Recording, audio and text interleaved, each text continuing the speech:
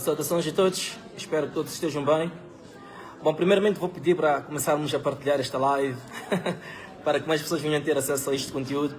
É um conteúdo, na verdade, aleatório, em que queremos apenas conversar um pouco sobre Moçambique, sobre a juventude, sobretudo. Peço desculpas pela forma que me encontro aqui sentado, estou a deixar espaço para o meu convidado nesta conversa. Bom, convidado sou deste lado na minha live, mas na live, aqui ao lado, eu é que sou convidado, não é? Estou a falar então para aqueles que me veem a partir das plataformas de Sua Excelência a VM7, onde em questões de segundos estamos com mais de 200 visualizações. Aqui do meu lado temos 40, mas vou pedir a todos os meus seguidores para não me decepcionarem. Partilhem a live, pessoal. Na live de Sua Excelência VM7 já temos quase 500 pessoas e na minha temos o dízimo, que é 10%, são 50 pessoas. Portanto, por favor, partilhem este conteúdo para chegar a mais pessoas, mais moçambicanos. É uma conversa aleatória, mas por que não conversar o nosso país? Por que não falar sobre a juventude? Por que não falar sobre as tendências? Por que não falar da informação, da política? Por que não falar de Moçambique? Portanto, para este debate, convido Sua Excelência, a VM7, Venâncio Molhano, presidente do partido Ana Mola. E a partir da parte incerta vamos ter uma conversa assim, ligeiramente informal, mas demasiado pertinente. Os meus seguidores continuam a decepcionar. Tenho apenas 72 pessoas em direto e na página de VM7 estamos a caminho de 2.000. Partilhem, pessoal, partilhem, por favor. Muito bem, Excelência, vou convidar, por favor, para tomar aqui o seu assento. Muito boa tarde, saudações, Excelência. Boa tarde, Clemente, tudo bem? Graças a Deus, minha senhora. Estamos hoje a fazer alguma coisa inovadora. Chama-se humilhação. Eu estou com 100 visualizações. Sua Excelência está a caminho de 2.000. Olha, Clemente, é uma coisa engraçada. Certo. Esta vida tem ciclos. Eu lembro muito bem quando eu comecei com as coisas nas redes sociais. Você já tinha, não sei, acho que estavas com 300 e tal mil seguidores. 400, eu acho que estava com 50 mil ou 70 mil. Então a vida vai dando essas voltas. A vida é sempre um ciclo, não é? É sempre um ciclo, não é? Então, não, já está. Já atualizou. Demora um pouco. Demora um bocadinho. Sim. Mas já está. Então, a vida é sempre um ciclo. E por falar em ciclos, existem ciclos da vida biológica, por exemplo. Você agora está com 40 e tal, não é? Estás com 40 e tal anos. Não, 37. 37. Não é porque estás velhote. Só digo isso. Por causa da barba branca. Eu estou com 52 anos. Yeah. É verdade que eu já tive uma fase da minha vida em que fui criança, fui adolescente, fui jovem. Hoje a minha esposa, quando eu digo sempre, eu sou jovem, diz, não, tu já não és jovem, tu já foste jovem. Então, eu hoje estou a caminho, digamos assim, de atingir quase aquilo que é a esperança de vida em Moçambique, que é mais ou menos cerca de 54, 56 anos. Não? Varia um bocadinho de cada inquérito que é feito. Mas não esquece que só vai a reforma aos 75. Sim, é verdade, agora esse é outro tema. Então, há esse ciclo da vida biológica, mas também há o ciclo da vida, digamos assim, intelectual, que normalmente esse aí é o contrário. À medida que nós vamos crescendo na idade cronológica, intelectualmente nós vamos nos tornando cada vez mais amadurecidos, mais maduros, certo? Mais, digamos assim, mais evoluídos, até se querem dizer. E depois, esses ciclos não é só para a vida biológica, para a vida intelectual, mas também há os ciclos da vida social, as próprias sociedades também. Tu tens hoje países em que há 50 anos era uma verdadeira miséria. Há 70 anos a China era do terceiro mundo. Hoje é a economia mais florescente do mundo. Okay? Depois tens os ciclos da vida política também, não é? Você teve antes o Império Romano, que dominava o mundo todo. Nunca ninguém imaginou que o Império Romano pudesse quedar. O Império Britânico agora está em mais risco ainda com a guerra que está com o Irão. Estamos agora a acabar, estão a acabar agora, digamos, os últimos redutos do Império Britânico. Mas isso é um tema para outro tema. Depois, logicamente, que em Moçambique também nós temos estes ciclos. Nós tivemos 500 anos de um regime colonial que nunca ninguém imaginou que pudesse cair. caiu esse regime colonial. E depois tivemos o Partido Único, que também ele floresceu durante um tempo. Depois veio o multipartidarismo. E isto são ciclos. Eu acho que são ciclos. Só não quero falar do novo ciclo que vai começar em 2029, senão para não te arranjar problemas. Bom, na verdade, os problemas, eu penso que os problemas já nos perseguem, porque não seria novidade me arranjar. Eu acredito que mesmo esta live, para alguns, já estão a fazer screenshots para mandar para os chefes. Não é como se os chefes é que nos garantissem o pão de cada dia. O pão de cada dia, primeiro, é divino, né? Vem do céu. Depois vem do nosso esforço. Mas portanto, podes tirar uma foto de trás assim? não há nenhum medo. Uma foto bonita aqui de trás assim, vamos precisar dessa foto. Yeah. Não há aqui nenhum Ou medo, podes nenhum pedir ao receio. senhor lá. Senão depois começam-te a perseguir. Yeah. Para não aparecer na foto. Podes pedir ao senhor para tirar uma foto de trás e apanhar esse cenário, porque depois acho que vamos poder partilhar. Esta é uma nova forma de fazer live. Certo. É uma inovação que surgiu aqui. Então temos que partilhar também com os blogueiros, com os facebookeiros. Vão começar a fazer também. Vão começarem também a fazer esse tipo de live. E atenção, Presidente Sim, Venâncio, desculpa. aqui nestas lives em cima, Behind, please. eu não tenho aqui nenhuma desvantagem pelo facto de estarmos na minha live com 350 pessoas. Sim. E do outro lado temos, portanto, uma valorização a 100%, 10 vezes mais. Não tenho aqui nenhum problema, porque eu também estou naquela live de 3.500, também estou a aparecer, não é? Então não é nenhuma desvantagem, também estou a brilhar na sua página. Para mim é uma honra muito grande poder interagir aqui com os seguidores But here, do Presidente Venâncio, que eu sei que são seguidores cosmopolitas, uma miscelânea mesmo indescritível de pessoas à volta do mundo. Estamos a falar de África, da Europa, Estados Unidos, até nas ilhas, toda a gente conhece Venâncio. Aliás, assistimos aqui agora quando o garçom veio saudar a sua excelência disse de não, mas eu também fiquei pá. Nós estamos num sítio em que não é suposto as pessoas saberem de Moçambique. As pessoas não saberem nada do que está acontecendo em Moçambique. Mas veio aqui um senhor, o garçom, e que disse que estava a pedir uma foto comigo. Quer dizer que conhecia-me e ficámos um bocado admirados. Estou habituado, quando a gente vai à Suazilândia, a gente vai às províncias, vai não sei o que, aqui pertinho, algumas pessoas conhecem, mas estamos num lugar um bocado distante, um lugar improvável de saberem sobre Moçambique. Até porque ele foi muito profissional. Em nenhum momento ele serviu-nos aqui com todo profissionalismo e não deu mostras de quem tivesse reconhecido sua excelência. Para mais tarde chegar e fazer esta intervenção, para mim pelo menos foi surpresa, não é? Exatamente, sim. Bom, Clemente, então eu gostei também quando tu disseste uma coisa, quando falas agora um bocadinho sobre a questão das audiências, né? Gostei quando tu disseste uma coisa, aqui nós estamos a usar dois telefones, vocês depois vão ver as fotos que estamos a tirar, portanto pedimos alguém para tirar umas fotos. Nós estamos a usar aqui dois telefones, portanto 2 pontos de captação de imagem, e eu gostei quando começaste, disseste o seguinte: neste telefone que é o meu, neste telefone o Venâncio é o convidado. Certo. No outro telefone, Convidado sou eu. convidado sou eu. Então, esta é uma nova forma, é o novo padrão Mas também pode fazer mais uma daqui para cá. Sim. Would you please do another one, sir, from that side? Please, from the front. Okay. Thank you very much. Thank you very much. Então, é isso. Depois o Clemente também, muita gente vai falar da minha entrevista que eu dei em inglês para o KD RTV, ou KD RTV, não é? RTV. Yes, KD RTV. Então, o Clemente também tem sido, é meu professor de inglês, não é? Também tem que dizer isso. Expliquem off.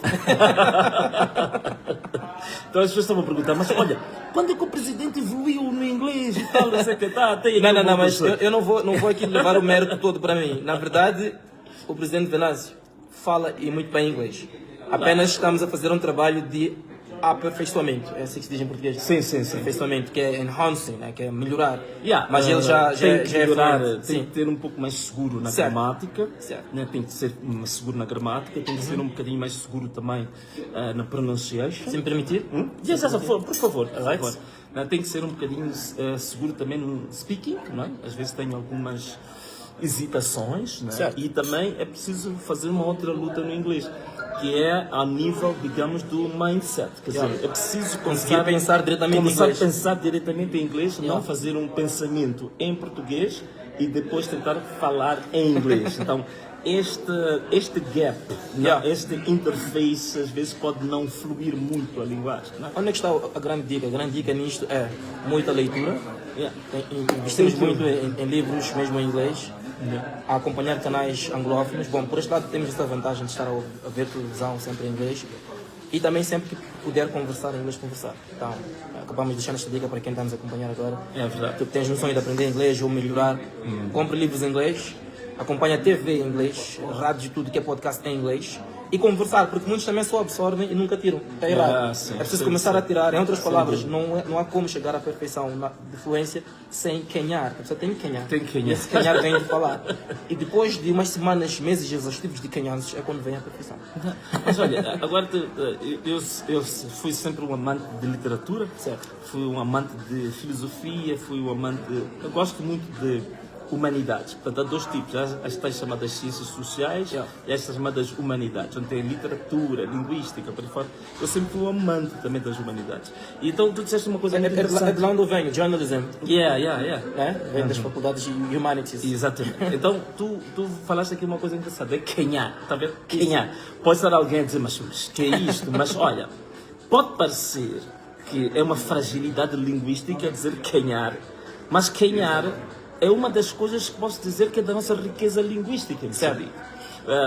Uma das questões que o Brasil, por exemplo, fez, os escritores brasileiros, hoje a gente fala de Brasil e quase dizemos que fala-se brasileiro. É verdade que é português. Eles abrasileiraram a língua portuguesa. a língua portuguesa. Por quê? Porque os escritores brasileiros, o que eles fizeram? Eles foram buscar as expressões populares, aquelas expressões que eram mais usadas pelas pessoas mais simples, e depois trabalharam nelas e traduziram elas para a literatura. Então, isso é que enriquece uma língua. Por exemplo, em Moçambique também é quem faz isso muito bem, o Minhacuto também o faz muito bem.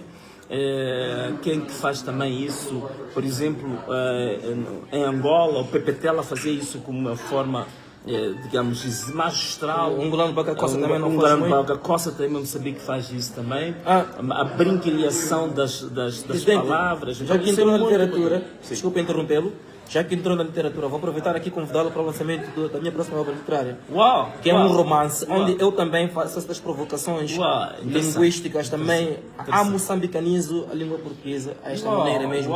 Expressões como Dumbanenga aparecem mesmo como Dumbanenga no meu livro. Isso é incrível. Incrível.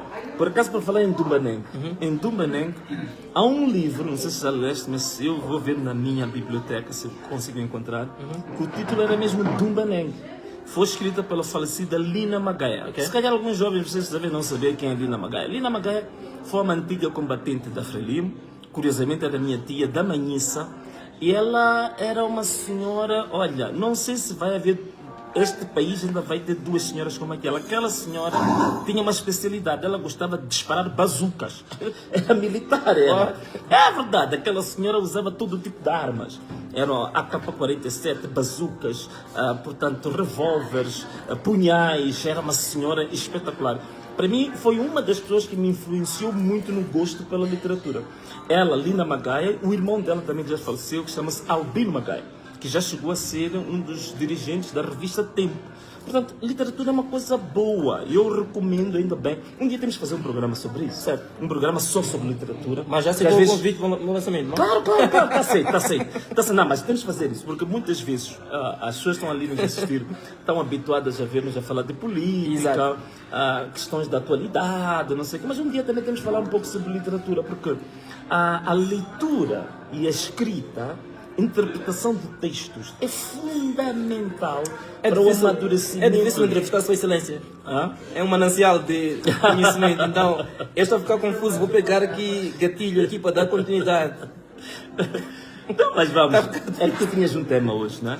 Na verdade, tinhas proposto um tema que eu achei muito interessante. Alguns temas estão a tornar-se ínfimos, okay, mediante esta provocação intelectual que me conduz através dessas expressões e subtemas que acabou de forma, vamos dizer, até subconsciente, trazendo para esta conversa. Nós tínhamos um tema ali agendado. Entretanto, o que acabou trazendo aqui é igualmente importante. Então, fico eu confuso. Falamos daquilo que metemos no papel ou seguimos nesta viagem aleatória Já. ou é até imprevisível que estamos a entrar? Agora estive aqui a pensar existe o tal freestyle, né? O É isso mesmo. O freestyle é mais no rap, não? Sim, mais no rap, na mais poesia. na poesia, É no aquilo rap. que se faz sem se, Então, se sem calhar se hoje escrever. é um talk show freestyle, digo eu, é? Pois. Quer dizer, não temos um tema muito em concreto para falar convosco, mas também o prazer de estar aqui e saber que podemos estar a conviver, de interagir. Uma das coisas que o ser humano mais anseia, a natureza humana tem tanta falta, é de sentir que ele não está sozinho, que ele interage, que ele pode ter carinho, que ele pode abraçar, que ele pode ter uma amizade, que ele pode ouvir alguém, que pode ter alguém que seja um ombro, que seja um companheiro. Essa é uma das maiores carências, maiores necessidades que a alma humana tem. Então, Já que estar falou aqui de hoje, freestyle, no freestyle talk show, Já que falou de freestyle, eu sei que é sonho de muitos estarem com conta Venâncio, mas tens que ler muito para chegar a este espaço. Não se admirem no meu rap, porque quase tudo eu faço. Uau! Não fumo cigarro, não preciso de maço. Uau. Mas estamos em parte certa a falar de coisas boas. Estamos preocupados com a juventude à toa. Não, vocês não são à toa. Vocês são jovens num caminho da mudança. Caminho este que o Cota veio para trazer a esperança. Um caminho que não queremos gente que apenas dança, mas aqueles que vêm para renovar a nossa esperança. Não com promessa política, mas algo verídico. Eu estou aqui a trazer uma mensagem lírica. Na verdade, é rimar com um espaço lírico. Mas o que eu faço e o que eu escrevo nem sempre é político. Falei de política, não foi minha intenção. Preste atenção. Eu não venho com emoção, mas trago na verdade uma mensagem do meu coração. Uau. Cheia de clemência e muita inteligência. Sentar com Cota Venâncio é uma única experiência. Não, o Cota é que me provocou com coisa de freestyle. Eu já vi o Clemente. Não é a segunda vez, agora sim, frente a frente. Eu vi o Clemente a fazer digamos, uma improvisação. Né? Freestyle é isso, né? Uma improvisação cantada. É realmente um talento incrível. Eu realmente tenho que aproveitar aqui também as nossas telas para dizer que tu és uma bênção de Deus. Amém, amém. Tu és um ativo. Às vezes as pessoas pensam que os ativos que nós temos são ativos físicos. Há ativos também sociais. Há ativos históricos. E eu digo uma coisa, Clemente, não te preocupes muito com a tua situação económica hoje, com a tua situação profissional hoje, com a tua situação, vamos lá dizer, de inserção social, status social. Sei que estás a passar alguns momentos típicos de quem realmente é escravo da sua própria consciência. Mas eu digo-te uma coisa, tudo o que estiveres a passar hoje, que eu vejo que algumas pessoas costumam questionar, mas Clemente, por que você fez isto? Você perdeu aquele emprego, você perdeu aquilo. Há uma coisa que as pessoas não percebem. As pessoas não percebem que, se o ponto de vista momentâneo, imediatista, até podem ter razão. Mas, do ponto de vista histórico, do ponto de vista geracional, do ponto de vista do legacy, do legado, você é um ativo histórico, você é um ativo social.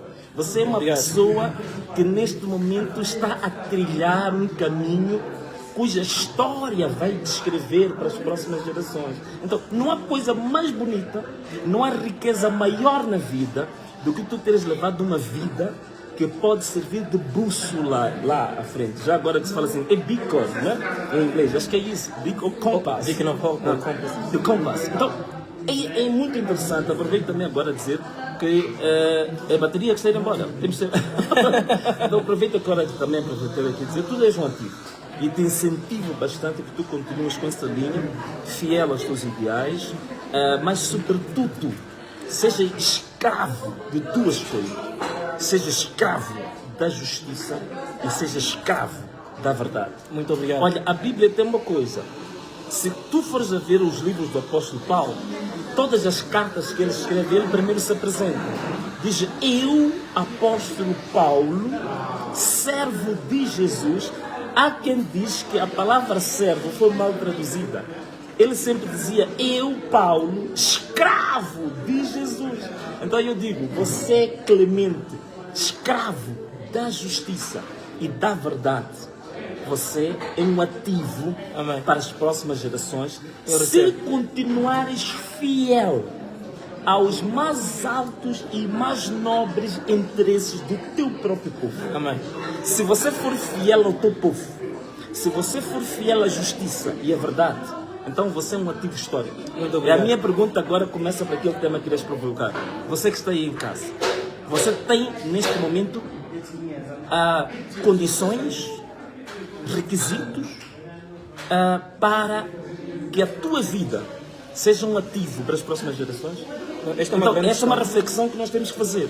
A tua própria vida é uma vida que pode servir de bússola, de luz, que pode iluminar caminhos para quem vem daqui a 20 anos, 30 Amém. anos, 40 Amém. anos, 50 anos, ou Excelência. a tua vida pode ser, digamos assim, um fio condutor para as trevas.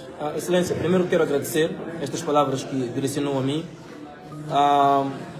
É mesmo algo que muito profundo e muita gente gostava de estar a seu lado e poder ouvir palavras mesmo de bênção, palavras proféticas, de algo divino que se venha a materializar em nós, saindo de uma figura com sua dimensão. Portanto, primeiro desculpa pelo atrevimento, repara em frente de Sua Excelência. Não, E depois, obrigado não, por tu isto. não tens problemas, ó Clemente, de teres repado aqui à frente de mim.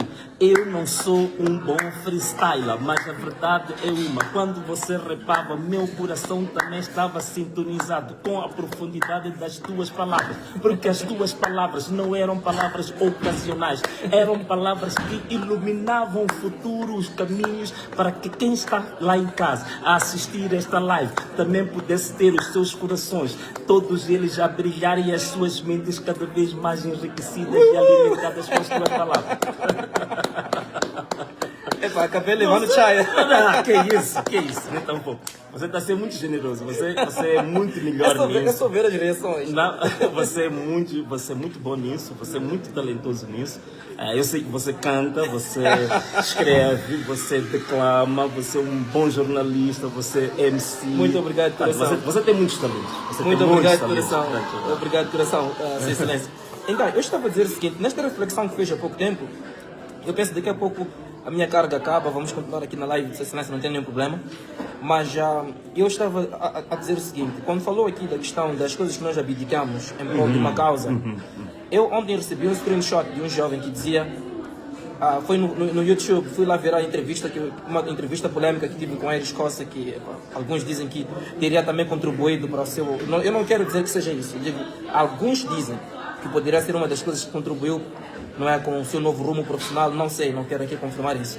Entretanto, a entrevista foi polêmica porque o Iris Costa perguntou-me se eu ainda sofria perseguição política e eu disse naquela entrevista que se eu não sofresse perseguição ainda estaria na sucesso. Agora, é uma coisa que eu gostava de esclarecer. Isso até parece um rap. As pessoas se eu não pensam- soubesse perseguição ainda estaria no sucesso. Estaria no sucesso. As pessoas pensam que eu, quando falo das minhas lutas, eu estou a choramingar porque eu quero voltar a algum dos meus antigos empregos. Eu tenho que deixar isso aqui bem claro. Eu não tenho nenhum interesse em voltar para nenhuma empresa das quais eu passei em Moçambique. Atenção, eu não disse que não voltaria, eu disse não tenho interesse.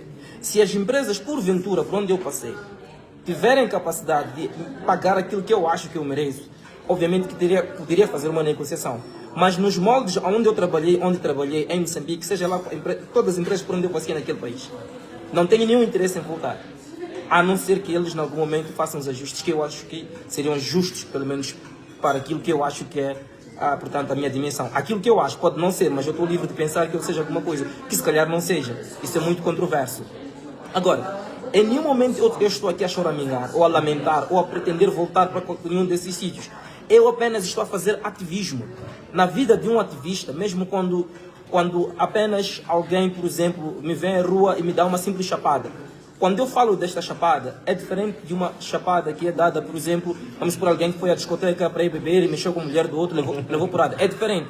A minha chapada no âmbito político, vamos logo interpretar como uma espécie de uma perseguição por causa do ativismo e jornalismo. Então, todos os eventos pelos quais eu atravesso, eu registro como eventos que estão relacionados com aquela que é a minha dedicação no ativismo, uma dedicação, vou dizer, de luta ideológica. Qual é a minha ideologia? A minha ideologia é lutar por um Moçambique melhor. Então, todas as coisas que me acontecem, eu atribuo a esta luta que eu decidi assumir, assim como a Sua Excelência VM7. quando pela primeira vez foi a parte incerta, não ia para um supermercado, não ia para um passeio, mas foi uma viagem que foi, portanto, motivada por questões políticas. Então não tinha como ele apagar aquele evento da vida dele, é um marco histórico. É o mesmo que acontece comigo, então eu gostava de esclarecer isso de uma vez por todas. Cada vez que me ouvirem falar das lutas que eu passo, porque perdi emprego aqui, eu não estou a dizer que eu quero voltar a lado nenhum. Por favor, entendam-me. Eu apenas estou a registrar para os ativistas futuros, jornalistas futuros que decidam pautar pela verdade, que existem consequências. É só esta noção que eu gostava de deixar as pessoas atentas. Então, tu que sabes que de alguma forma tens interesses em servir num partido A, partido B, e o seu posicionamento poderá comprometer. Através da minha luta tu começas a ver quais são, portanto, os caminhos que poderás... Eu, por exemplo, tenho várias... Eu sou professor. Quando me fecham as portas nas televisões, eu tenho o meu refúgio, embora vão querer perseguir para me fechar isso também. Mas pronto, é uma forma de mostrar que eu tive aqui um problema por causa daquilo que eu acredito, os meus ideais. Entretanto, quando eu venho ao público e denuncio isso, não interpretem como quem está arrependido ou frustrado. Eu não estou frustrado. Excelência, tem como eu chegar aqui e estar consigo se estivesse frustrado? Não, pelo contrário. Não tem como. Não. Quer dizer, eu aqui não quero aqui divulgar o que é que eu vi encontrar. O Clemente, eu posso dizer que está em muito melhor condição financeira do que eu. Nem quero falar sobre isso. E vocês sabem muito bem, eu estou numa vida que nem sequer eu sei o que é salário. Eu já faço 3 anos que eu não sei o que é receber um salário. Eu vivo pela pura graça de Deus. Mas vou dizer uma coisa, também passei por situações, eu fui o membro sénior da maior instituição financeira do país. Eu só vou pedir um minuto, minha carga está para terminar, só para fechar esse pensamento, devolvo a palavra para si. Para fechar esse pensamento, eu recebi um screenshot ontem, na plataforma de Facebook, nesta conversa entre eu e Guto Aires, que alguém dizia, você perdeu o emprego por causa da pior venâncio, agora foi abandonado. Eu tenho que deixar uma coisa bem clara. Número 1, eu não sou parte do partido de Sua Excelência Venâncio Mondlane. Venâncio Mondlane sempre teve um carinho especial para comigo, tal como eu para com ele, antes mesmo de chegar à dimensão em que chegou. A luta que eu travo é por uma questão consciente de que o país precisa de pessoas corajosas para dizerem o que é certo, o que é errado. Portanto, nesta minha luta, tive aqui alguns desafios que atravessei. E eu não filo na expectativa de ganhar alguma coisa do ponto de vista político ou partidário, ou diretamente, se calhar, da mão de Sua Excelência Venâncio Mondlane. Eu gostava que isso ficasse bem claro. As lutas que nós travamos é por uma questão de consciência, é por uma questão de querer dar o nosso pouco contributo por um país melhor. Então, não me é muito cortês ou elegante ouvir pessoas dizer perdeste emprego por causa de Venâncio. Eu acho que esta não é uma verdade, isto não é uma verdade. Nós estamos a lutar por um país melhor. A própria ética e deontologia jornalística quer que as pessoas digam sempre a verdade, e no ativismo também é um sacrifício que nós fazemos, abdicamos do nosso pouco para poder lutar por uma causa. Então isto para mim era muito importante através desta live deixar claro. Entretanto, não quero monopolizar as nossas lives, vou permitir também a Sua Excelência para dar continuidade. Falava das suas perseguições. Eu tenho acompanhado a sua trajetória política e eu me lembro que mesmo antes de entrar para a política, não sei se posso dizer aqui onde é que trabalhava, esteve na banca e num cargo muito confortável. Há quem se calhar não saiba que Sua Excelência esteve na banca, num cargo muito confortável, uma posição mesmo da mais alta. Exatamente, a conduzir viaturas de grande gabarito. Entretanto, abriu mão deste conforto. E atenção, esta coisa de abrir mão. Uma coisa é, por exemplo, vamos supor que eu tenho uma proposta de trabalho para trabalhar numa empresa que eu aprecio. Abrir mão do meu emprego atual para uma empresa melhor não é muito sacrifício. Não é sacrifício. Não é sacrifício algum, é uma promoção. Mas no seu caso não foi promoção. Abriu mão de uma vida confortável, acreditou, portanto, no seu contributo político para mudar. Como é que um jovem abre mão? Não vamos aqui falar de números, mas se eu vos disser quantos zeros tinham no salário, para depois entrar numa política incerta que ainda não tinha o nome que tem, porque o nome Venâncio Mondlane é um nome que foi construído ao longo dos anos, mas vamos dizer, a maturidade, o reconhecimento deste nome é muito atual. E como é que teve esta coragem? Não, claro, olha, eu vou dizer uma coisa. Eu nunca fugi disso. Eu nasci numa família de classe média, digamos assim, né? Apesar do conceito de classe média ser um conceito discutível em Moçambique. Certo. O meu próprio pai, eu nunca escondi isso, que era um membro sénior do Partido Frelimo. E o meu pai foi, digamos assim, o mais alto responsável da maior seguradora do país durante muito tempo. Portanto, eu, em termos materiais, em termos financeiros, quer dizer, eu não tive problemas em relação a isso na minha vida, não é? Mas esse foi o meu primeiro passo, quer dizer, primeiro foi romper com o Partido Frelimo, porque toda a gente era da Frelimo em casa, meu pai, minha mãe, toda a nossa família, até começou em casa? até o meu avô que me levou a ter o primeiro cartão da Frelimo. Eu não tive cartão porque eu quis. Alguém pegou em mim, pôs-me em frente de uma máquina de fotografar, tirou-me foto, disse que você é membro da Frelimo, quer dizer, eu fiz assim. Então, toda a minha volta era Frelimo. Mas naquele momento que foi tirada essa foto para ser membro da Frelimo, até aquele momento, mas não havia nada de errado até aquele momento. Não havia nada de errado. Eu, para dizer a verdade, era todo mundo, a minha volta, meus irmãos, meus amigos, minha família, era todo mundo da Frelimo, portanto, era natural. Então, a primeira questão que se coloca para mim foi romper com isso. E não foi romper para ir à política. Foi romper nos comentários que eu fazia. Portanto, eu era comentador, portanto, fui primeiro na Miramar, depois passei da Miramar, passei na TIM, na altura, que a televisão agora parece que está um pouco na crise. E eu começo a fazer comentários de acordo com aquilo que eu disse, ser escravo da verdade e da justiça. E eu ainda era membro do Partido Frelimo, mas eu fazia comentários que tinham a ver com a justiça e com a verdade. E tive problemas muito sérios com o próprio partido. Aproveito agora a revelar uma coisa, em primeira mão. Sobre a entrevista? Posso fazer uma revelação sobre a entrevista? Bombástica aqui? Sobre a entrevista? Não sobre a entrevista, mas sobre o meu rompimento. Olha, eu vou fazer uma revelação aqui gritante, vocês não vão imaginar. Primeira vez que eu tive um problema bastante sério em ter rompido com a Frelimo, mas não que tenha deixado de ser membro. Rompido em que sentido? Eu não era yes man. Eu apontava as coisas, eu falava de acordo com as pesquisas que eu fazia, porque eu sempre gostei de ler os dossiês, perceber as coisas, fatos, números, e eu percebia que a Frelimo, afinal de contas, que eu entendia a Frelimo como uma espécie de algo perfeito, entendes? Imaculado. E eu percebia que a Frelimo, afinal de contas, era o principal difusor da perdição do país. Então eu começava a divulgar. Mas de onde é que veio esse despertar? Começava a divulgar essas coisas, começava a falar dessas coisas na televisão, quando me tornei comentador. Vocês imaginam, eu fui chamado como membro do Partido Frelimo para o Comitê Central às 21 horas. Para ir justificar por que eu tinha aquele tipo de posicionamentos. E quem me chamou nessa altura, vocês nem vão acreditar. A pessoa que me chamou chama-se Edson Mopapa. Né? Porque eu trabalhava, nessa altura havia um projeto lá da Frelimo que chamava-se Ligação entre Partido e Sindicatos. Então eu estava dentro desse projeto. Então o Edson Mopapa me chamou para uma reunião às 21 horas no Comitê Central para questionar como é que um membro do Partido Frelimo... O atual responsável do diálogo do COT. Então, por que um membro sénior... um filho de um membro sénior do partido, como eles diziam que cresceu com a base da Frelimo, como muitos gostam de dizer isso... E com um futuro promissor, como é que fazia comentários como aqueles? Eu fui uma das primeiras pessoas neste país a criticar a chamada Revolução Verde, que se falava tanto na altura da Revolução Verde, no governo do presidente Guebuza.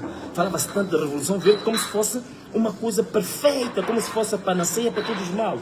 Eu fui um dos primeiros jovens que analisou e detalhei os erros graves que haviam naquele grande programa da Revolução Verde. Então, ele questionou-me isso. E tivemos uma discussão muito a sério, mano. Que eu até saí e ele bateu uma porta com a cara e tudo mais. Então, mas eu ainda era membro do Partido Frelimo nessa altura. E depois decidi com o tempo romper com o Partido Frelimo e ir para um projeto político, entrar na política ativa a partir de 2013. Vocês não imaginam as reuniões que eu tive, os meus tios, amigos dos meus pais. Eu tive reuniões infindáveis a tentarem me demover disso. Mas eu sempre fui firme em relação a isso. E todos diziam, tu tens tudo para brilhar na vida, tu tens tudo para seres uma pessoa muito sucedida, como empresário, como político, como o que tu quiseres. Porque tens um apoio aqui de muita gente e tens uma história forte dentro do partido. Para Clemente Carlos, que não tem esse histórico no partido. É fácil para mim, por exemplo, ser jornalista ativista, apartidário e seguir o meu rumo. Mas para alguém que nasceu numa família já com um caminho político aberto, porque eu quero arriscar dizer que hoje em dia já devia ter tido uma pasta ministerial, já devia pelo menos ter tido algo assim palpável, portanto, pelo caminho do Partido Frelimo. O que é que lhe deu a certeza ou esta convicção? Ou pelo menos esta ousadia de ir para um lado incerto, porque na verdade ir à oposição, principalmente quando falar de cerca de 16 anos atrás, não, 13, 2013, 2026 são 13 anos. há 13 anos atrás, o que lhe deu essa convicção de que Yeah. podia tomar este risco? Olha, Clemente, eu vou dizer uma coisa. Eu estive aqui a falar contigo sobre uma teoria que eu, o meu advogado pessoal, o meu atual advogado, nós criamos. Nós dissemos assim que é possível prever fatos químicos, é possível prever fatos físicos, biológicos ou qualquer outro. Fatos políticos e fatos sociais, o desfecho desses fatos são sempre uma incógnita. São sempre um mistério. E eu digo-te uma coisa, a vida de um ser humano, ela pode ser dependente da comida que tens na mesa hoje, Ok. do dinheiro que tu tens no bolso, do emprego que tu tens. E você pode estar muito dependente disso. Mas o dia em que você descobrir o teu propósito de vida, porque o grande problema que existe aqui, muitos jovens que andam aí, estão com posição, não sei o que, chamam de bajuladores, não sei o que, muitos deles não têm culpa, é que muitos deles ainda não descobriram o propósito da vida. Portanto, eles nasceram num certo tempo, eles acreditam em certos valores, muitos deles ligados a valores materiais, que passa por ter uma casa, por ter um salário, por ter um carro, por ter uma esposa, por ter show-off, por comer bem, por não sei o quê. Todos eles estão a viver uma vida que eu chamo da vida do boísmo. O que é a vida de boísmo? A vida do boísmo é aquela vida do boi. O boi, quando ele nasce, ele já tem uma vida predeterminada na vida biológica, que é, ele nasceu, beber água, comer, ir ao estábulo, dormir, acordar, reproduzir. Mas nada. É a vida biológica, a vida do boísmo. Então nós temos muitos seres humanos que estão a levar também a vida como de um boi, que é a vida de comer, beber, divertir-se, dançar, passear, ir para casa. Essa é uma vida também biológica. Okay. Mas onde é que a tua vida começa a ganhar sentido? Quando você consegue descobrir o propósito da tua vida. Isto é, você veio ao mundo, cada pessoa que está neste mundo tem um propósito. É por isso que dois gêmeos, eles podem ser parecidíssimos em um aspecto exterior, eles podem comer a mesma coisa, eles podem beber a mesma coisa, podem ir às mesmas escolas, podem passear pelos mesmos lugares, mas eles têm personalidades diferentes, eles têm mentalidade diferente, eles têm missões diferentes, eles têm propósitos diferentes, eles têm histórias diferentes. Então, aí que começa o prazer da vida e o sentido da vida. Quando você sai da simples vida biológica, que tem a ver com dinheiro, com salário, com esposa, com casa, e você passa para a vida da missão social, da missão histórica, do propósito. Okay. Então, quando você descobre que você tem um certo propósito, e você tem clareza do seu propósito, não é nada difícil abdicar do emprego. Não é nada difícil abdicar de um partido. Não é nada difícil. Eu tive em 2 mandatos no Parlamento como relator. Veja só, eu era parte da direção da bancada no primeiro mandato, era parte da direção da bancada no segundo mandato. Eu renunciei, eu nunca cheguei ao fim de nenhum mandato no Parlamento, porque eu sentia que a minha vida estava sendo conduzida para um trajeto que era contrário ao propósito que eu tinha me digamos, sujeito, ou que eu tinha descoberto para mim e para a vida. Então, se alguma coisa estiver para matar o teu propósito de vida, então você tem que matar o que quer matar o teu propósito. Okay? É como já dizia Jesus. Jesus dizia assim, se o teu olho te faz pecar, então você arranca o olho. Se a tua mão te faz pecar, corta a tua mão. Então, se há coisas neste mundo que te vão fazer perder o propósito, então antes de matarem o teu propósito, você tem que matar aquilo. Se é um mandato no Parlamento que quer matar o meu propósito, então eu mato o mandato. Se é um emprego no banco que quer matar o meu propósito, eu mato o emprego. Se é, digamos assim, a boa vida, amigos, festas que querem matar o meu propósito, então eu mato as festas, eu separo-me dos amigos e eu persigo o meu propósito. Então, em resumo, para mim, vou dizer uma coisa, eu passei situações difíceis quando larguei o Parlamento. Eu não tinha salário, eu não tinha ninguém para me ajudar. Eu fui para uma vida que é uma incógnita, fui para uma vida que era uma interrogação. Mas uma coisa que eu estava cheio dentro de mim, eu estava cheio do meu propósito, que é uma energia indescritível, uma coisa invisível, mas que te dá uma força, dá-te uma coragem que é uma coisa que eu próprio até hoje quero compreender isso. Então, eu digo-te uma coisa, Clemente, se tu souberes que o teu propósito é ser ativista e o teu propósito é lutar pelo teu próprio povo, não existe emprego nenhum, Clemente, que te vai fazer sentir remorso, que te vai fazer sentir frustrado, porque você descobriu que, afinal de contas, por que razão é que Deus te colocou na barriga da tua mãe durante 9 meses?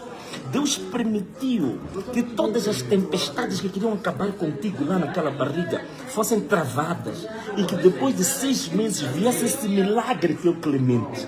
Porque ele não veio ao acaso. Você não fica 6 meses numa barriga ocasionalmente. Você fica 9 meses.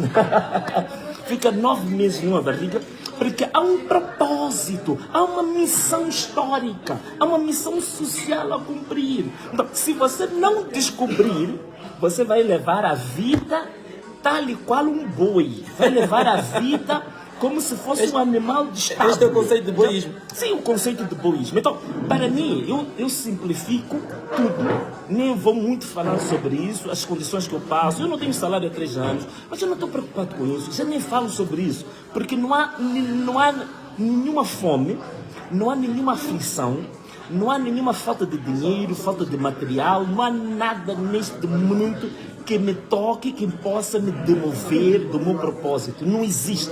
É por isso que eu já fiz uma live uma vez, dei uma entrevista, acho que há uns 3 anos atrás, que eu denunciei que eu não quero voltar a fazer isso, porque as pessoas depois sentiram-se ofendidas comigo. Eu falei de nomes, de pessoas que tentaram me corromper, que vieram com propostas de dinheiro para mim.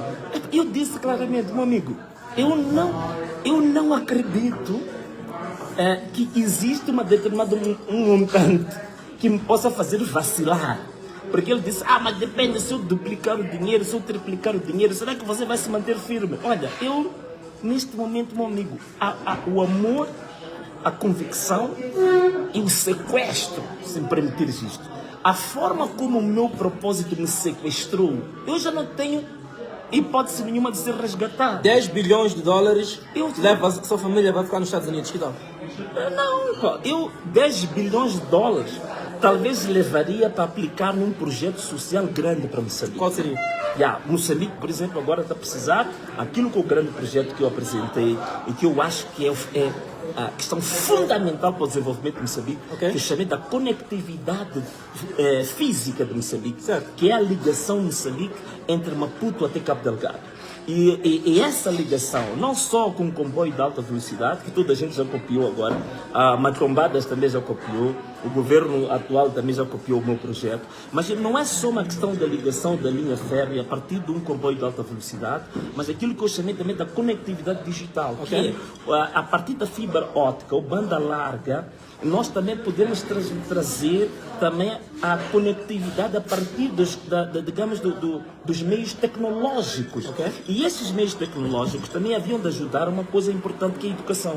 Porque nós haveríamos, ao longo da linha dorsal de Moçambique que liga Maputo a Cabo Delgado, depois teríamos um ramal que a partir ligar a zona oeste e este de Moçambique, por exemplo, podia ser a partir de Tete, Zambésia e Sofala, atravessávamos ali um ramal que ia levar a conectividade digital, física e digital também para a parte transversal do país.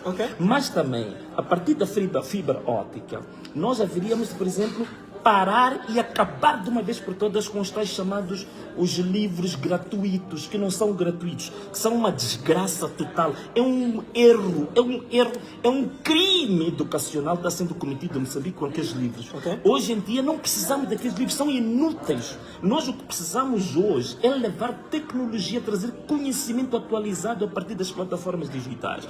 Hoje, o que as crianças precisam hoje é ter tablets. Nós temos que introduzir os tablets. A partir dos tablets, eles têm não só os livros curriculares do nosso sistema, mas também têm um mundo aberto para outro tipo de conhecimentos. Porque hoje nós queremos formar pessoas para serem competitivas. Com aqueles livros físicos que a gente está fazendo, a gente não forma ninguém para ser competitivo. A gente não forma ninguém para ser inovador. A gente não forma ninguém para ser empreendedor. A gente não forma ninguém para ser autônomo. A gente está a formar mais uma vez um conjunto de cobaias, de pessoas pura e simplesmente com conhecimento enciclopédico para decorar, se tivesse- atrasados. Aqueles livros que a gente anda a distribuir nas escolas, hoje, para aquilo que é o mundo moderno hoje, é um método de ensino que tem 300 anos de atraso. Ok. Então, nós estamos digamos assim, envenenar as nossas crianças Ok. com métodos arcaicos, ultrapassados, que já não deviam ser mais usados. Então, com este método, com este investimento que eu estou a falar, nós levamos o conhecimento atualizado, atual, inovador, para as crianças em tempo real. E é isto que as crianças Portanto, precisam fazer. na minha provocação dos 10 bilhões de dólares, Era para fazer isso. investia isso no seu país. Investia isso no meu país, não em mim. Vou não em fazer mim. uma pergunta que Tá. não sei como é que vai responder. É daquelas perguntas que muitas vezes o entrevistado provoca o entrevistador Yeah. e diz como vou responder se não sou eu. Mas eu quero fazer essa provocação. Sei. O que é que faz se, por um lado, abdicou do seu emprego, da sua trajetória política e tudo, por um lado, temos pessoas a abdicarem daquilo que têm para defender toda uma nação. Explica-me agora como é que funciona o mindset, não é? A mente, a mentalidade daquele que até não abdica porque não é dele, mas aquele que rouba o pouco que pertence ao pobre para fazer de si.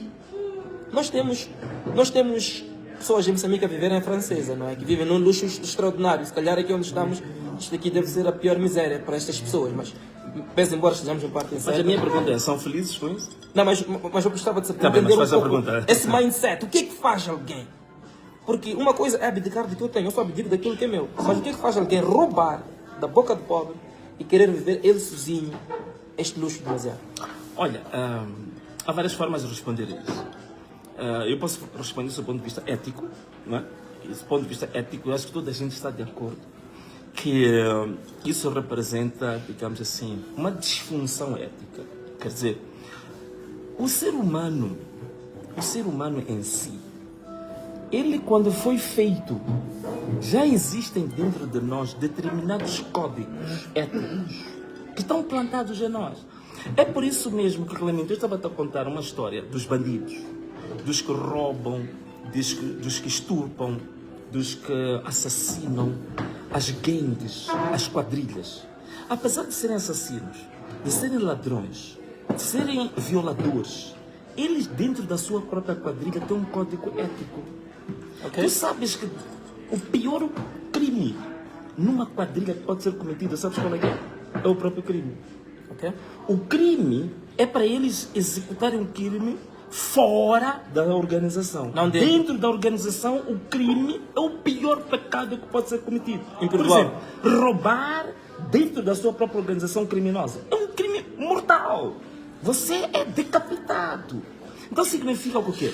Que todo ser humano, seja ele intelectual, seja camponês, seja ele bandido, seja ele insurgente, seja polícia, seja padre, seja pastor, seja profeta, todos estes aqui nascem com um código ético dentro de si, que está gravado na nossa alma, está gravado no nosso espírito. Então, estes indivíduos que dentro de uma sociedade rouba da sociedade para ele viver com ele e a sua família, não tem diferença com as organizações criminosas, que elas também roubam para distribuir entre os elementos da gangue. Mas as organizações criminosas, como eu disse, pelo menos eles têm um código ético que não permitem se roubar dentro da sua própria organização criminosa. ok. Então, quando este indivíduo que é dirigente ou que tem oportunidades de ter acesso aos meios do Estado, meios privilegiados, e usa esses meios para delapidar o pobre, roubar do pobre, significa que este indivíduo tem uma disfunção ética. É uma área que não é muito trabalhada hoje. Nós, quando falamos hoje de doenças, a gente fala de doenças mentais para os psicólogos, levamos para os psiquiatras, por aí fora, mas nunca se fala das doenças éticas. Então temos que começar talvez a trabalhar um pouco agora nas patologias éticas. Há pessoas que eticamente estão doentes. O que é uma doença? Uma doença é o funcionamento anormal de um sistema ou de um organismo. Então significa que esses, como seres humanos, do ponto de vista ético, a noção do bem e do mal nele está desconstruído. Ok. Então são pessoas doentes que, na verdade, eles precisam de ajuda. Acha que não tem.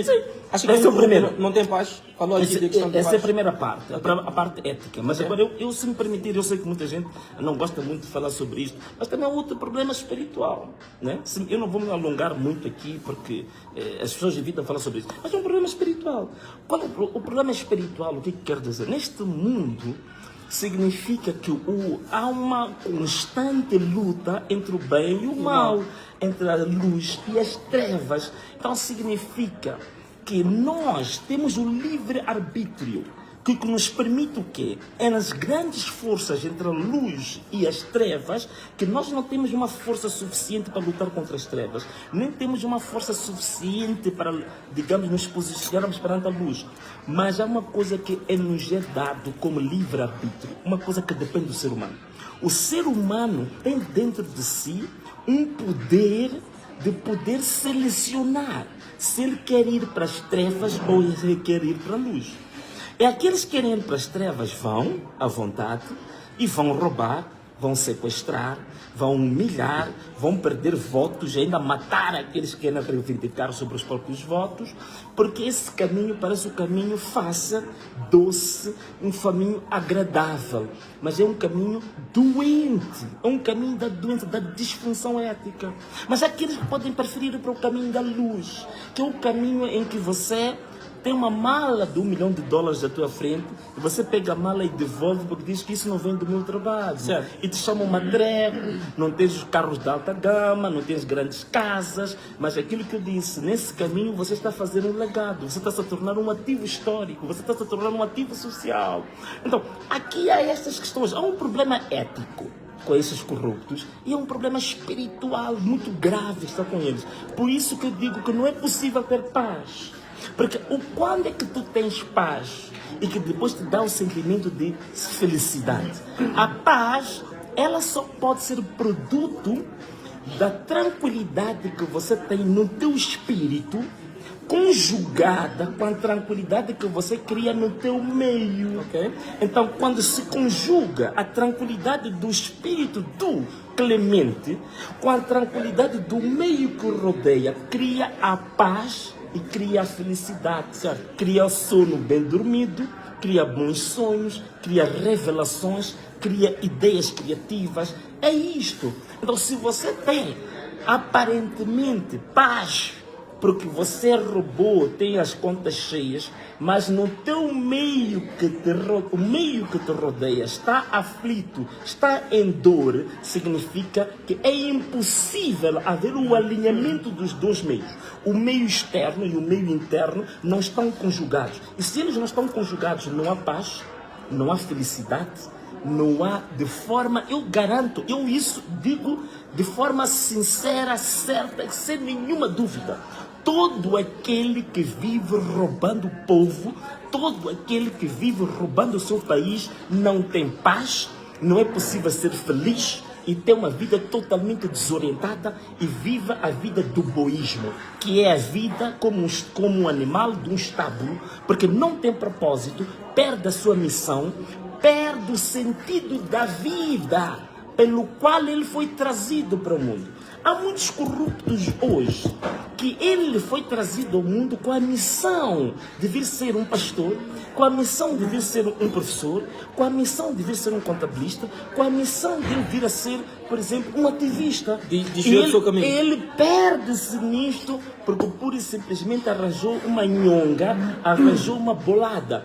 E digo-te uma coisa, todo aquele que ainda não encontrou o seu propósito de vida, que ainda não descobriu a sua missão e que está desalinhado com aquilo que Deus preparou e lhe programou para vir fazer, esse indivíduo não é feliz, esse indivíduo não está em paz, esse indivíduo vive um tormento e esse indivíduo vive no piloto automático. Okay. O que é viver no piloto automático?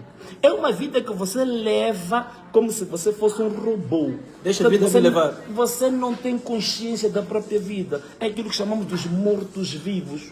né? Os mortos-vivos, o que é isto de morto-vivo? É que você não tem consciência do seu dia a dia. Você não tem consciência dos passos que você está a dar dentro da história que você tem que cumprir. Então, muitos mortos-vivos andam aí em grandes máquinas. Muitos mortos-vivos andam em grandes mansões. Muitos mortos-vivos andam em grandes empregos. Então, a grande questão que se coloca é a seguinte: quantas pessoas estão a viver uma vida plena em Moçambique? E esta pergunta que eu também aproveito de fazer para você que está aí em casa. Analise a sua vida, faça uma introspeção da sua vida, vai para o espelho, analise a sua própria vida, entra no fundo da sua própria alma e pergunta a si próprio se você está a viver uma vida de propósito, se você está, de fato, a cumprir uma missão pela qual você foi criado, se você está a viver uma vida que traz tranquilidade a ti, a tua família e ao teu meio, se você está alinhado dentro de si e fora de si, há um alinhamento entre a tranquilidade interna e externa. Se há esse alinhamento, se não há esse alinhamento, reveja a tua vida. Reveja, não há problema nenhum. Não há problema nenhum. Você roubou, você foi corrupto, você foi assassino. A tua vida não está perdida por causa disso. Você pode, Ainda tem uma solução. Você tem uma solução, você pode refazer tudo isso. Você pode reverter tudo isso e vir a viver os seus últimos anos de vida, ser os mais produtivos que você já teve.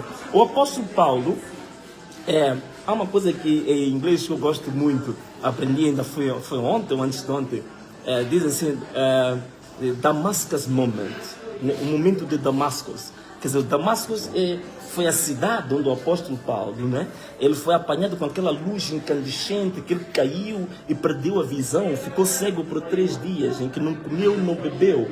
Aquele chama-se Damascus Moment, foi um momento de viragem, em que a vida dele mudou por completo, morreu totalmente aquele apóstolo Paulo, assassino, ladrão, perseguidor. E ele, os últimos dias, anos da vida do apóstolo Paulo foram altamente produtivos e mudaram o mundo.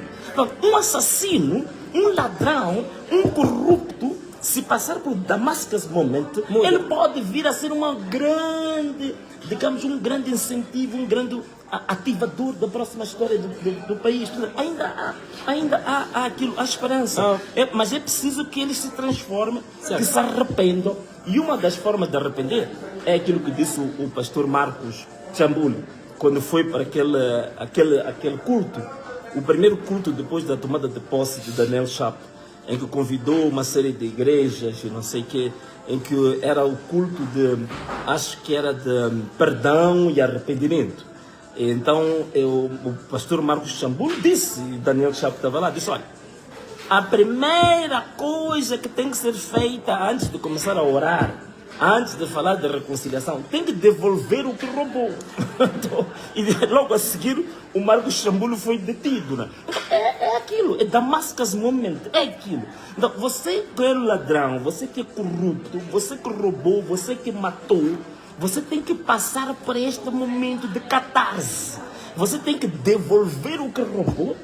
Você tem que devolver ao povo. Se você roubou essas casas que você roubou, esse dinheiro que você pôs nos bancos suíços, você tem que trazer esse dinheiro todo, investir no seu povo. Você tem que pedir perdão no seu povo. Você tem que se reconciliar com o seu povo e com a sua história. Aí sim, você vai encontrar o propósito da tua vida. E você é capaz de vir a ser uma das pessoas que toda a história vai se lembrar de si.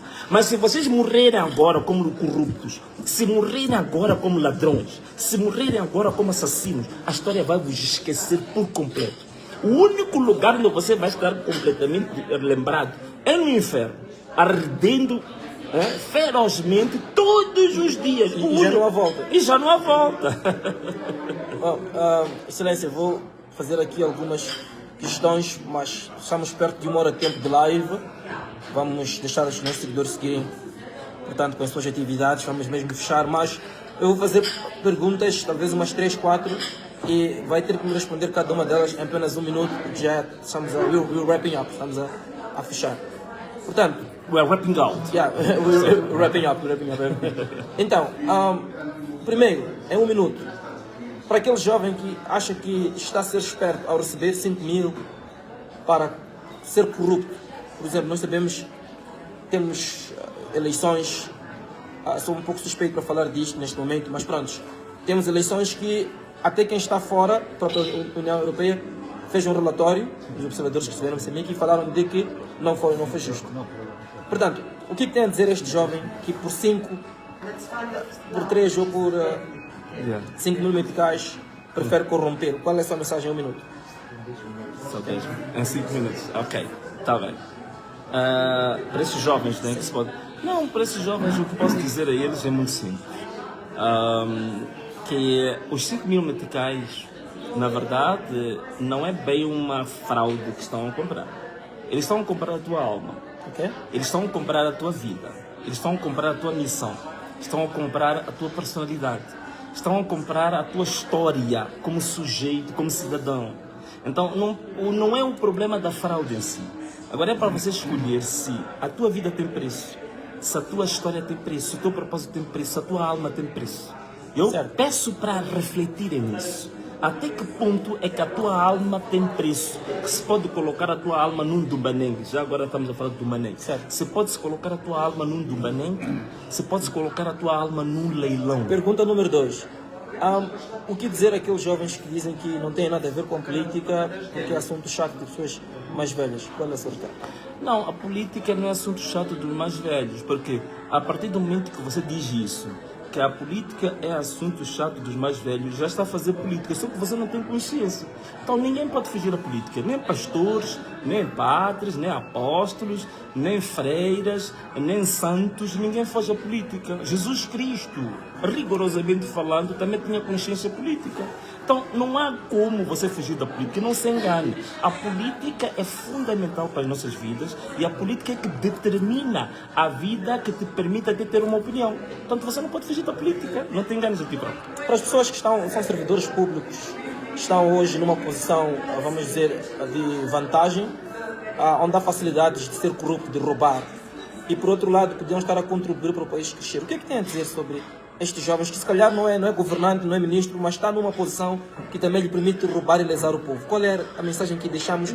Porque não vamos só criticar a quem está a governar, mas para esse tipo de jovens ou pessoas, o que é que tem a dizer? Não, esses jovens é aquilo que eu disse antes, né? Ele tem que ter consciência de que ele é um agente histórico, ele é um agente transformador, ele tem uma missão. Quando foi colocado naquela posição, era para ele cumprir os termos de referência daquela posição. Certo. A partir do momento que ele deixa de cumprir os termos de referência daquela posição, preocupado com a sua condição material, então ele deixa de ser um ser humano. Certo. Ele passa a ser, digamos, um animal. Okay. Ele passa a ser um boi, uma galinha, ou um coelho. Então deixa de ser coelho, deixa de ser boi. Em um minuto apenas um recado para o teu país? Ou para a diáspora moçambicana também? Só queria agradecer imenso toda a força que estão a dar-me. Eu estou agora, como vocês sabem, com o julgamento, digamos, com o processo em análise no Tribunal Supremo. Provavelmente serei julgado no Tribunal Supremo, mas quero dizer que estou tranquilo. Penso que faz parte daquilo que são, digamos assim, as pedras, os pedregulhos e a cruz que eu tenho que carregar pela missão que eu decidi. Como eu disse, eu tenho consciência muito clara do propósito que Deus me levou a esta terra, da missão que eu tenho que cumprir. Então, ser julgado, ser preso, ser baleado, para mim são questões secundárias e transversais. A questão fundamental, o grande medo que eu tenho é um dia me corromper. O grande medo que eu tenho é um dia me desviar do meu propósito. Então, essa que seria a coisa que eu podia cair lágrimas, chorar e rebolar. Mas ser julgado, ser batido, ser sequestrado é normal. Então, eu queria também garantir a todos vocês que estão orando por mim, dar-vos a maior força. Não digo para pararem de orar, não digo para pararem de mas fiquemos tranquilos que temos que perceber que aquilo que se diz em inglês is a watershed moment in Moçambique. É um momento de viragem este mesmo julgamento. Ele tem que acontecer, porque há coisas que para acontecer tem que haver sempre uma ignição, tem que haver uma energia ativadora. Então esse julgamento é uma energia ativadora, é um catalisador para um novo momento histórico em Moçambique. E eu estou ansioso para ver esse novo momento para Moçambique. Certo. Excelência, muito obrigado por este momento, esta interação, esta conversa, que começou mesmo com vamos dizer, um momento de uma interação improvável. Entretanto, terminou como uma aula de sapiência. Tentei ler aqui alguns comentários, eram mesmo a louvar aquilo que esteve aqui a dizer. E para mim é uma grande honra ter tido esta oportunidade. Portanto, pessoal, muito obrigado a todos. Que Deus abençoe. Quem está aí em casa, no meu canal, um forte abraço. Vamos lá, Clemente. Um forte abraço. Um forte abraço. Um beijo e tchau! Que Deus abençoe.